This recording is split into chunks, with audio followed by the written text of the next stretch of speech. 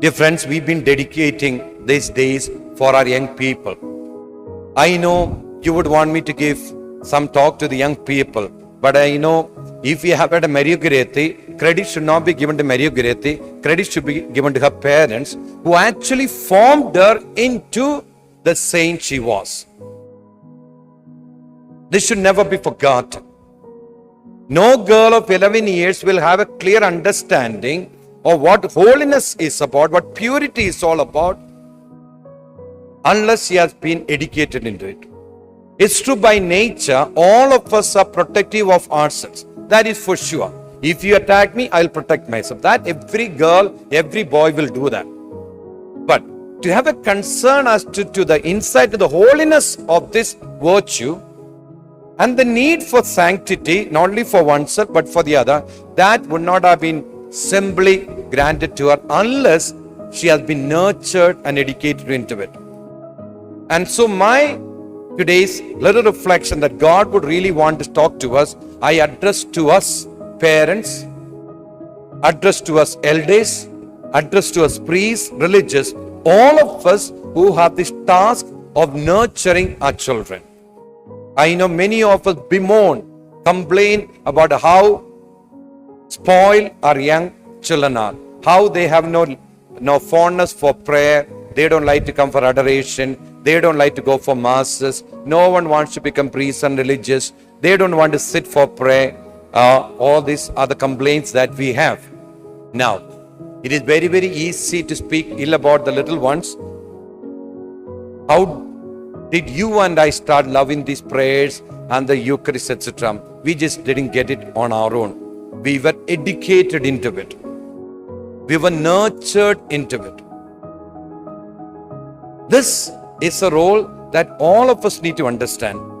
When you take Genesis chapter 2, Genesis chapter 2, we will see this powerful language which if you were to study a lot, you would have understood a lot.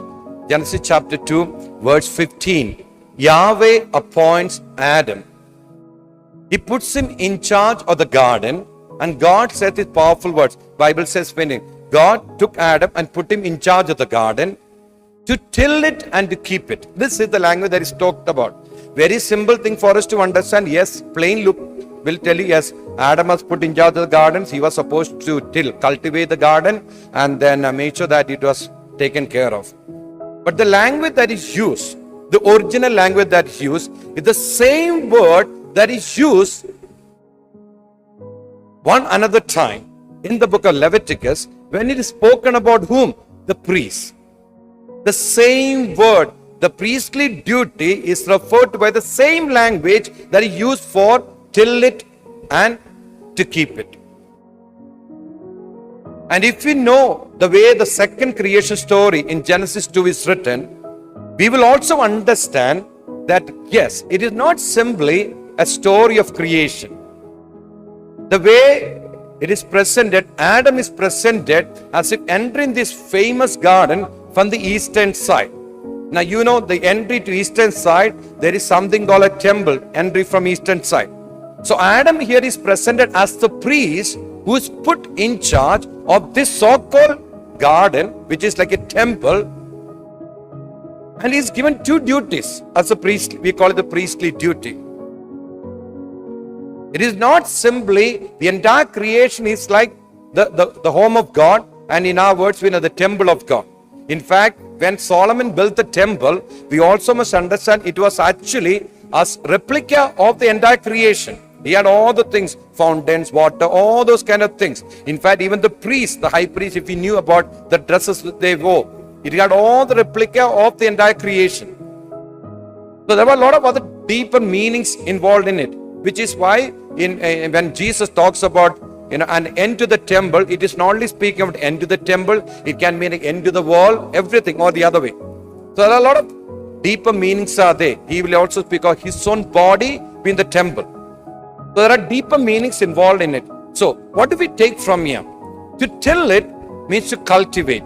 Cultivate means what? Yes, Adam was put in charge of the garden. The garden was not his. He didn't own the garden. He was a steward, a keeper of the garden, and he was given the first duty to what? To provide for the garden. God will provide to Adam to provide to the garden. This is the meaning, which means the temple. The second duty is given is what? To keep it, to protect it. So the double duty is given is to provide and to protect. So the garden doesn't belong to him, and then he has this duty to provide and to protect. Now what was the sin in chapter 3? Now you will understand very clear, when he had the duty to protect the garden, he should have taken the initiative. In chapter 3 you will see when the serpent came, Adam is nowhere in the picture. Though in verse 6 it is given, Adam was with Eve. So when the serpent spoke, Adam should have taken care to protect the garden and Eve, which he did not do. There is a failure on his part to do his duty of protection. And that is why even today, the sin is not known as simply the sin of Eve. It is the sin of Adam, his failure to do his duty. Because it was he who was put in charge of the garden. He didn't do his job. Therefore, who took over? Eve took over. And then we have a disaster. Cut to 1 Samuel chapter 10 verse 1. 1 Samuel chapter 10 verse 1, we have the story of the anointing of the first king. There Samuel, the priest and the prophet, he will take a vial of oil, pour it on Saul's guts and speaks this word: the Lord anoints you ruler over his people. Again, the people do not belong to Saul, the people belong to God. He is only the ruler. Substitute that word with the name of any of the duties that are given to us. Let's say the Pope. The Lord anoints you the Pope over his people. The Lord anoints you bishop over his diocese. The Lord anoints you the priest over this parish. The Lord anoints you rector, superior over this community. The Lord anoints you father, mother over these children, over this household. Every one of us are given a duty. Over whom? Over his people. The people, the children belong to whom? Belong to God. The first duty. We are not keepers, we are only stewards. And what is our next job? Then he says, to rule over his people, yes, to provide for the kingdom what they need. Second duty, and to protect them from their enemies round about. The double duty, provide and to protect. Cut across to the gospel. Mark chapter 3 verse 14 and 15. Here we have Jesus appointing his apostles. He called these 12.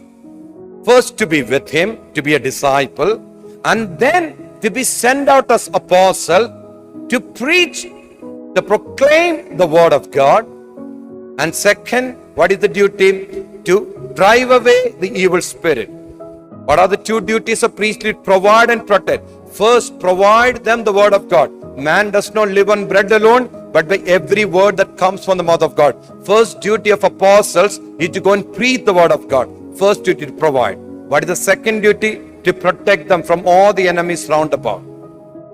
My dear friends, today all of us who have been given responsibility, whether it is communities, whether it is families, wherever be it, we have given this double duty to provide and protect. I would like to specify today for the duties of parents to their children. From there you can pick up the duties of, let's say, teachers to their students, or the duties of principal to the school, of priest to the parishioners. The same duties you can apply the same way. Let's take the case of a mother or a father. The problem with parents today, they think the child belongs to them. The child is a gift from the Lord. Not everybody gets a child, no matter how much hard you work. The child is a gift from the Lord for n number of years. Let's say 50 years or 70 years. The child is a gift from the Lord. The child belongs to God. And you are given this duty in these years to provide and protect them. Now, cut across to Mark chapter 12. We have that famous parable of the wicked tenants, wicked stewards. God, the master, had a vineyard. He bought the land, he prepared the vineyard, and then he put the fence around it. After what did he do? He handed it over to tenants, stewards. And their duty was what? To give the fruits in due season. He sent servants to collect it. They will not give it. They'll beat them and send them away. 1, 2, 3. You know those cases. Beautiful parable. And then ultimately he sent his son. And when he sent his son, they said these words. Yes, here is the heir. Let us kill him. Let us destroy him. Then the inheritance will be ours. What is their sin? They wanted to covet as their own what belonged to God, the master. The biggest sin today all of us commit is this, to claim as our own what belongs to God. For example, when a superior of a community thinks that she is made a superior and the community belongs to her, then she can do what she wants. Or a bishop thinking that the diocese belongs to him, he can do what he wants. Or a parish priest thinking the parish belongs to him, he can do what he wants. No. The same way, or a parent, a mother or a father thinking the children belong to them, they can do what they want. They must always remember this life given is the gift from the Lord, it's a treasure. And I am given the job to look after this child of God for these years and bring it up as who wants? As God wants. Because the child belongs to God. If the child belongs to God, it is my duty to raise up the child not as I want, but as God wants. Today, so many of us are raising up our children to fulfill our dreams. Children are not our possession. Children are not our attachments. Children are God's gift given to us for these years, and each of us have to give an account for those children. And for this, I need to provide for them what they need. I also need to protect them from the dangers that are around them. The first duty, you must know, a child is not only having needs. A child has got physical needs, child has material needs, child has emotional needs, child has psychological needs, child has intellectual needs, child has got spiritual needs. Every need must be provided for. Today what we see is a dysfunctional way of upbringing children. There are so many of us parents provide for them either only the material needs or the physical needs, or we create them in giants as in academically. A great number of children who are born and brought up in urban centers, you will find they are physically well nourished, maybe overfed. Then we have them academically, they are giants, but emotionally so fragile, spiritually empty. If you go to sometimes villages, you will see emotionally quite well much matured, physically and materially may not be everything. But sometimes some of them are spiritually well built. It is our duty to ensure that I provide for my children in every area of their life. Parents must know you and I need to raise up our children not only with the material, physical, emotional, or academic needs. That spiritual need is one today I think all of us are failing. By way of your example, by way of your catechesis, educating them, by way of your example in prayer, teaching them, praying in the church and leading them in prayer.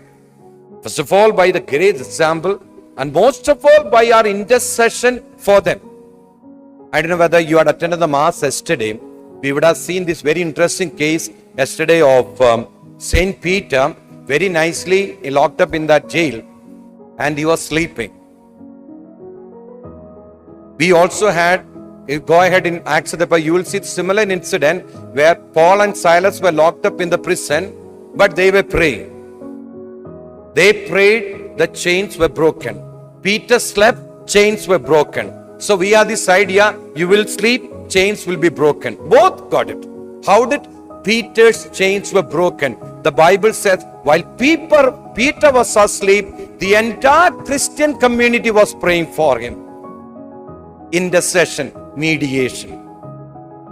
Today, if our children are going astray, if you and I were filling those children with prayer, my dear parent, they would have finally walked in the right path.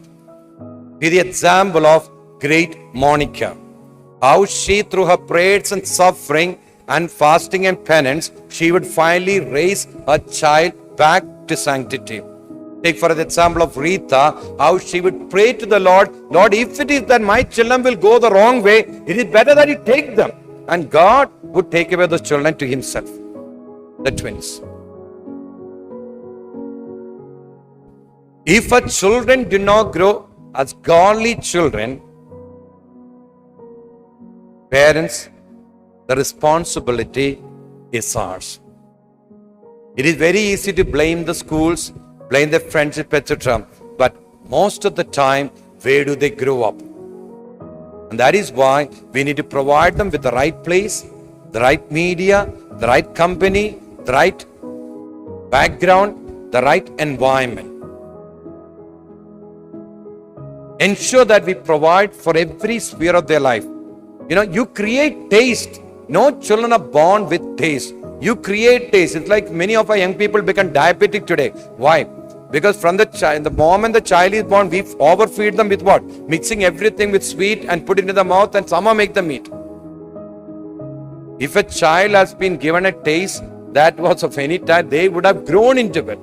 There have been many examples of parents who have kept sugar completely out of their lifestyle and have brought them up with a likeness, with a fondness for anything that is other than sweet. But it is the way you and I have this failure, child will automatically like sweet things. That is a mistake. We can create taste. The question is, have I created taste in my daughter, in my son for God? For that I must have a taste for God. Have I created in the child a taste for purity and holiness? For that I must have a love for purity and holiness. Have I created a taste in my child for others? Love, generosity, charity. How many times have I made my child to understand there are many others who are less fortunate than him? Today when a child makes for, asks and demands for a PlayStation or for any of the gadgets or a mobile, which is the latest one, we complain. But have I ever introduced that child to an orphanage or to poor people? I have kind of quarantined him, shielded him from there, and they have never seen poverty. If they have never been introduced to it, they will never feel for it. First of all, most of us have only one children, and that is one of the blunders that we have made, and we have literally made them grow as selfish people, self-centered people. Parents, elders, teachers, others, we have this very important duty to nurture them with every area of their life. Don't look at only academic growing, every area. Today, for the sake of a better mark, you keep him or her away from whom? The church. Today, for the sake of getting that extra mark by going for tuition, you take him away from those catechism classes. Today, for the sake of that extra entertainment, you take him away from the prayer. Yes, parents, tomorrow you will have to give an answer before God. Remember this. If vocations do not nurture, people say, why today young people will never even think of becoming a priest or a religious? Have we ever talked to that child? First of all, do we have another child? If you have only one, there is no chance. And even if another one, have you ever discussed this matter? Have you shown your desire?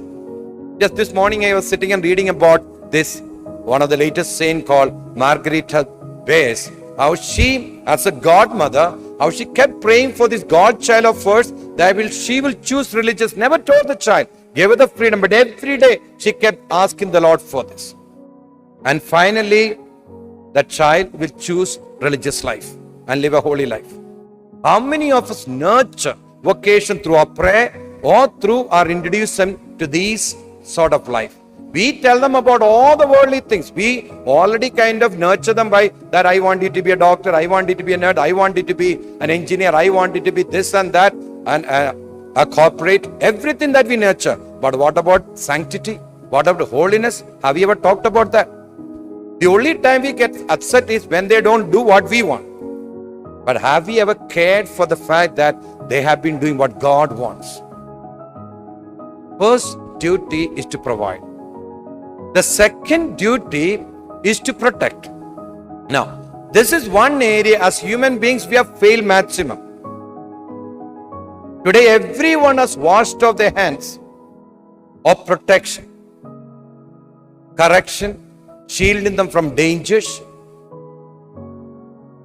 If you look at the animals, even a little rabbit or a rat, if their little ones are attacked by what? A wild animal, they will fight to the point of death and protect the child, the little creature. But human beings are the only creatures who have forgotten the duty to protect. We have this idea that, yes, our duty is to only provide. Now we have an important duty to protect them physically, emotionally. We need to protect them psychologically. We need to protect them with the right knowledge, not, kind of introduce the things that are not helpful for their knowledge, and most of all, spiritually. When we talked about abuses, where physical abuse, oral abuse, emotional abuse, sexual abuse, remember, most of the children have had this anger towards a parent because they would say, if my mother were to be there, if my father were to be there, this would not have happened. We have washed off our responsibility of provision and protection today to whom? Either the parents are handed it out to whom? To their parents, grandparents. Grandparents can only do grandparenting. Grandparents cannot do parenting. Parenting is supposed to be done by the parents. The parenting cannot be done by the ayah or the servants. Most of us are washed off this responsibility. There have been children growing up without even ever having to see the father in the house. How does a young boy, for example, learn how to behave with a woman when he has never seen in his house how his father behaves with his mother? Have we provided the right role of a dad in the house? If today we see men dealing so badly with women, a lot of it is because of what we have shown. All they have to learn is from the movies. And the kind of image that is created in the movies. Women absolutely have no identity. Men can go behind and get what they want. I have seen in these years young men, young adolescents telling me this, Father, I cannot even look at the statue of Mother Mary. I said, why? Now the one thing that they will shock me, he said, Father, it's not just one or two who has told me, quite a few. When I look at even the statue of Mother Mary, Father, all I see is a naked figure there. Why? From early years, he has been introduced to a pornography by easy access to either to movies or to the net connection. And he has had absolute unbridled access to these. It has corrupted his mind so much that he can never forget about a woman, even a sacred statue of the saints. He cannot see sanctity. All he sees is images. It has corrupted him. What do you expect that child to grow up? When all his life he has seen the opposite sex in this as an object of pleasure. Can I blame that child in the way he behaves? Can I blame the child for his addictions? Are we as adults not responsible? Today, look at our country. Even where there is no access to roads, we have net connection, and the net is one of the easy thing available. Now with this online classes, etc., our children have access, and most of us parents have never even educated ourselves well enough to have a check on certain things. You would tell me, Father, finally everyone will get this.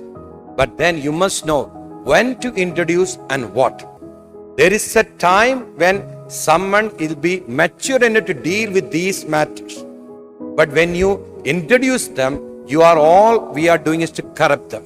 Dear sisters and brothers, today when we look at our young people, it is very easy to blame them. I pity these young people who are growing up in today's world with all the kind of things that are surrounding them. If they are able to have some goodness, we must probably thank them and admire them. Because we as adults have never been able to give them what they really deserve. How lucky we elder generation were. How well our parents have provided and protected us. How we have been nurtured into, yet we make mistakes. How much more compassionate we need to be them. Parenting is not a joke. It is not just done by having a child. It is a full-time job. Till he or she reaches 7, my duty continues. Even if they marry and go, my prayer should accompany them. In fact, 1 Samuel chapter 12:23, it's a sin if you stop praying for such a person. And if it's a sin if you do not correct them. Eli, the priest before Samuel, will be punished because Bible says he did not correct his sons. Sons were already old and married, yet he said he didn't correct them. Bible says he corrected him once, but they did not listen. He didn't keep on correcting again. Duty to keep on correcting, duty to teach them, duty to pray for them. These are all duties upon us. Once a parent, always a parent. There are certain duties. It changes from time to time. Once you're married, there are certain things you can tell them as a friend. You can tell them as a mother. You can tell them as a father. There's so many duties we have. When you celebrate a Marigureti, remember, Marigureti is a gift from God, yes, but she has been well nurtured by so many other factors.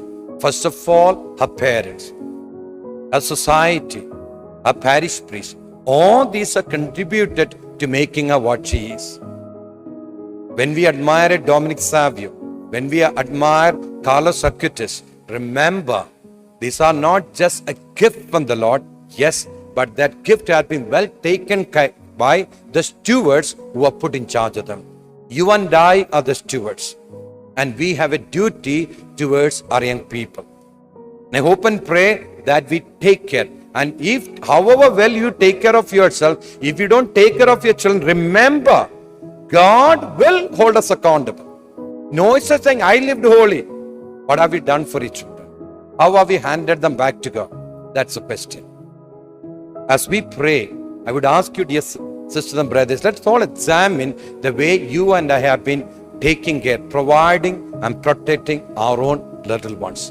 Not just the ones in my home, in the ones under my care, whether in schools or places. These are areas that all of us need to examine towards oneself and towards the other. And that way, we can truly create a society where holiness will nurture and grow. This is my wish and prayer for all of us, that we will be well accountable and well deserving stewards whom Jesus said, well done, good and faithful servant. You have been faithful in those little things, that child that I gave to you. And then he said, yes, now I'll put you in charge of greater things. May God bless us all.